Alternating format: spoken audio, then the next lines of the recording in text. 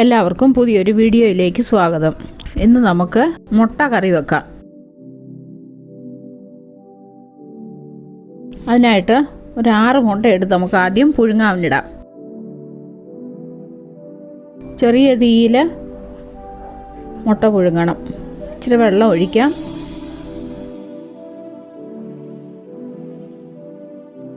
പിന്നെ മുട്ട പൊട്ടിപ്പോകാതിരിക്കാൻ കുറച്ച് ഉപ്പും കൂടി ഇടാം. നമുക്കിത് ഒരു ചെറിയ തീയിൽ ഇട്ട് വേവിച്ചെടുക്കാം. മുട്ട അവിടെ ഇരുന്ന് വേകുന്ന നേരത്തിന് നമുക്ക് 2 സവാളയും ഒരു കഷ്ണം ഇഞ്ചിയും 2 പച്ചമുളകും വെളുത്തുള്ളിയും ഒക്കെ ഒന്ന് അരിഞ്ഞെടുക്കാം. അത് അരിഞ്ഞു വെച്ചു. ഇനി നമുക്കൊരു മസാല ഉണ്ടാക്കാം. 2 ടീസ്പൂൺ മല്ലി, 3-4 ലോ, 1 കഷ്ണം പട്ട, കുറച്ച് ബദാം,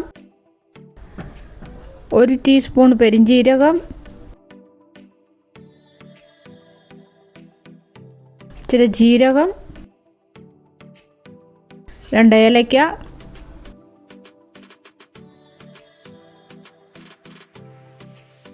രണ്ട് വറ്റൽമുളക് എല്ലാം കൂടെ ഇവിടെ എടുത്തിട്ടുണ്ട്. അത് നമുക്ക് ഒന്ന് ചൂടാക്കിയെടുക്കാം. ഇത് പൊടിച്ചെടുക്കാനാന്നേ, ചെറിയ തീയിലിട്ട് ചൂടാക്കിയെടുക്കാം.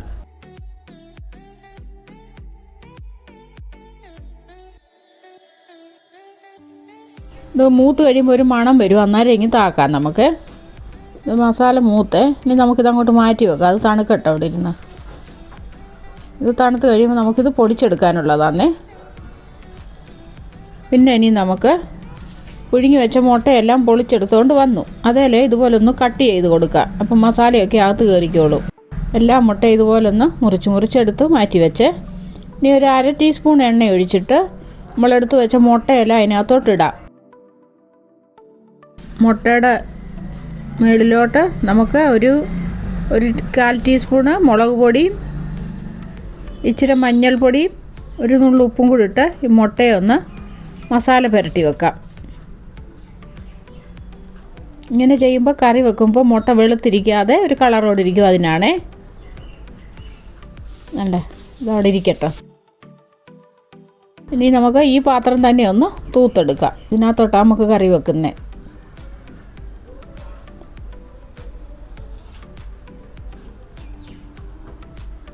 നമുക്ക് എണ്ണ ഒഴിച്ച് കൊടുക്കാമേ. 2 സ്പൂണ് എണ്ണ ഒഴിച്ച് 2 വലിയ സ്പൂൺ എണ്ണ. അരിഞ്ഞ 2 സവാള അങ്ങോട്ട് ഇട്ട് കൊടുക്കാം. സവാള തീരെ പൊടിയായിട്ട് അരിയണേ. എന്നിട്ട് നമുക്ക് വഴറ്റിയെടുക്കാം.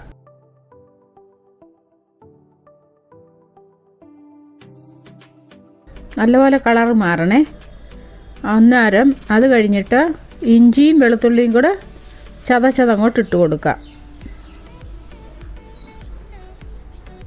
ഇഞ്ചിയും വെളുത്തുള്ളിയൊക്കെ മൂത്ത് എണ്ണ തെളിഞ്ഞപ്പം 1 തക്കാളി അങ്ങോട്ട് ഇട്ട് കൊടുക്കാം. തക്കാളിയുടെ കൂടെ തന്നെ നമുക്ക് ഉപ്പും കൂടി ഇട്ട് കൊടുക്കാമേ. അപ്പോൾ തക്കാളിയിൽ നിന്നൊരു വെള്ളമൊക്കെ ഇറങ്ങും. ആ ഇറങ്ങി വരുന്ന വെള്ളം കൊണ്ട് നമ്മുടെ ഉള്ളി ഒന്ന് സോഫ്റ്റൊക്കെ ആയി ഒക്കെ കിട്ടുമേ. ഉണ്ട്. ഇപ്പോൾ തക്കാളിയിൽ നിന്നും വെള്ളം ഇറങ്ങി വന്നേ. എണ്ണയൊക്കെ തെളിഞ്ഞു. നമുക്ക് ഒരു 1/4 ടീസ്പൂൺ മഞ്ഞൾപ്പൊടി ഇട്ട് കൊടുക്കാം.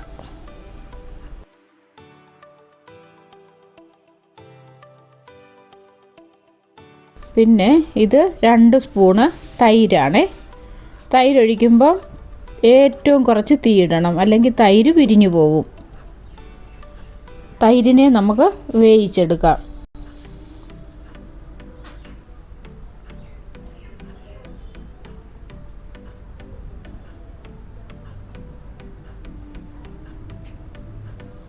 തൈരും വെന്തു എണ്ണയൊക്കെ ഇങ്ങനെ വന്നേ.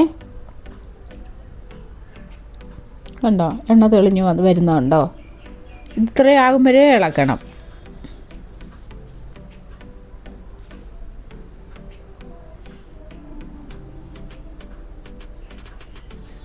ഇനി നമുക്ക് 1/2 ടീസ്പൂണ് മുളക് പൊടി, 3/4 ടീസ്പൂൺ മല്ലിപ്പൊടി.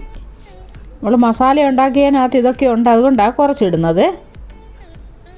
കളറൊക്കെ കിട്ടാനാണ് ഇച്ചിരി ഇട്ടത്. ഇനി നമുക്ക് ഇച്ചിരി ചൂടുവെള്ളം അങ്ങോട്ട് ഒഴിച്ച് മസാലയെല്ലാം ഒന്നുകൂടെ ഒന്ന് പേസ്റ്റ് പോലെ ആക്കിയെടുക്കാം.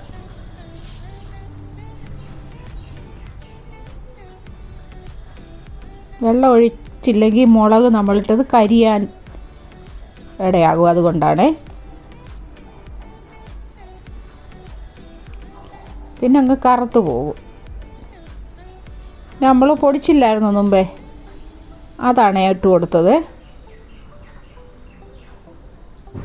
അതും ഒന്ന് വറുത്തതാ, വേവൊന്നുമില്ല അതിനൊന്നും, എന്നാലും ഒന്നുകൂടെ ഒന്ന് വേവിക്കാം.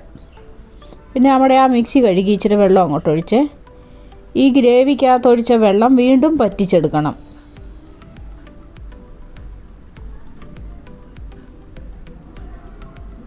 കണ്ടോ, തിളച്ച് പറ്റി വന്നു.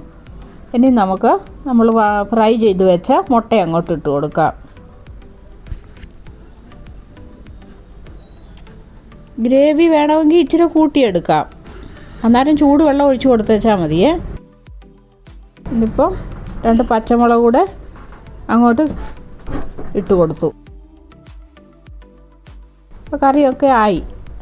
നമുക്ക് ഇച്ചിരി ചിക്കൻ മസാല ഇട്ട് കൊടുക്കാമേ, നല്ലൊരു ഫ്ലേവർ കിട്ടും. പിന്നെ ഇച്ചിരി മല്ലിയില ഇട്ടു. പിന്നെ ഇത് നമുക്ക് പാത്രത്തിലോട്ട് വിളമ്പിയെടുക്കാം.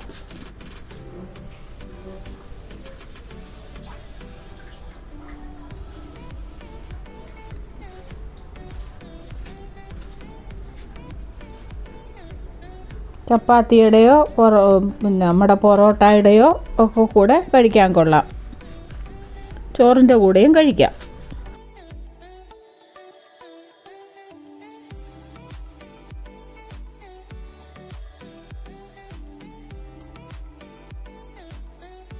ഇത് നമ്മുടെ വീട്ടിലെ ക്രീമാണ്,